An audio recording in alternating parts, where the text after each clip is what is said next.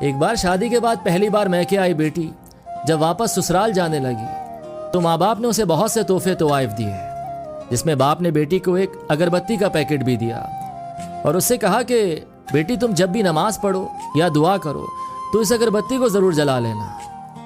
जैसे ही वो ससुराल पहुंची तो सास ने बहू के घर से आए तोहफों को हसद भरी निगाह से देखा और जब उसकी नजर अगरबत्ती के पैकेट पर पड़ी तो मन ही मन में हंसने लगी कि भला कौन सा बाप अपनी बेटी को तोहफे में अगरबत्ती का पैकेट देता है। सुबह जब बेटी नमाज के लिए उठी तो उसने बाप के दिए हुए अगरबत्ती के पैकेट को खोला तो उसमें से एक चिट्ठी भी निकली जिसमें लिखा था कि बिटिया, ये अगरबत्ती खुद तो जलती है लेकिन अपनी महक से पूरे घर को महका देती है। हो सकता है तुम कभी अपने शौहर से रूठ जाओ या किसी बात पर सास ससुर से नाराज हो जाओ, देवर या ननन की कोई बात तुम्हें बुरी लग जाए तो तुम मेरी दी हुई इस नसीहत को याद रखना।